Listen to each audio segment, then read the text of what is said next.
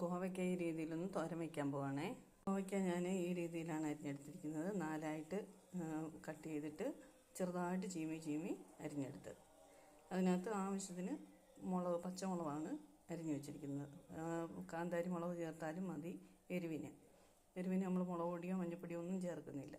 ആവശ്യത്തിന് ഉപ്പും ചേർത്തിട്ടുണ്ട്. എടുത്തേക്കെന്ന് പറഞ്ഞാൽ ഒരു സവാള, അതും അതുപോലെ ചെറുതായിട്ട് ചീമി അരിഞ്ഞെടുത്തു. കുറച്ച് തേങ്ങ ആവശ്യത്തിന് അതും കൂടി എടുത്തിട്ടുണ്ട്.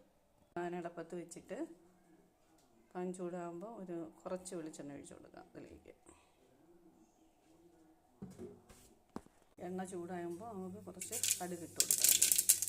കുറച്ച് കറിവേപ്പില അരിഞ്ഞ് വെച്ചിരിക്കുന്ന കോവയ്ക്ക അതിലേക്ക് ഒന്ന് ചുവന്നിറക്കി കൊടുക്കാം. അതിൽ പച്ച വാടി വരുമ്പോൾ നമുക്ക് തേങ്ങ അരിഞ്ഞിട്ട് കൊടുക്കാം.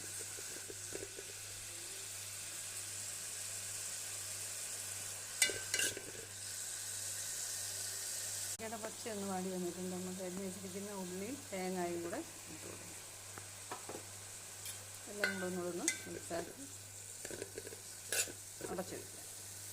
നമുക്കൊന്ന് അടച്ചു വെച്ച് വേവിക്കാം. ഇത് ആവിക്കകത്തിരുന്നാണ് വേവേണ്ടത്. ശകലവും വെള്ളം ചേർക്കരുത്. ആ വെളിച്ചെണ്ണയുടെ ഇതിനകത്ത് വേവണം.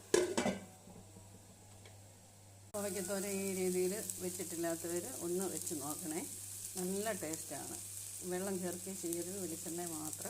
വെളിച്ചെണ്ണ ഒഴിച്ച് കടുക് പൊട്ടിച്ച് കരിവേപ്പില ഇട്ടിട്ട് നമ്മൾ അരിഞ്ഞ് വെച്ചിരിക്കുന്ന കോവയ്ക്കായ ഉപ്പ് ചേർത്ത് വെച്ചിരിക്കുന്നത് അതിന് ഉപ്പും ചേർത്ത് ആദ്യം അതിനകത്തിട്ടൊന്ന് വഴറ്റിയെടുക്കണം.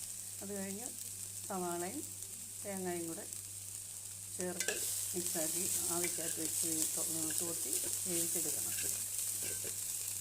എല്ലാവരും ഇതുപോലെ ഒന്ന് ട്രൈ ചെയ്ത് നോക്കുക. ഇങ്ങനെ ചെയ്തിട്ടില്ലാത്തവരൊന്ന് ട്രൈ ചെയ്ത് നോക്കണം.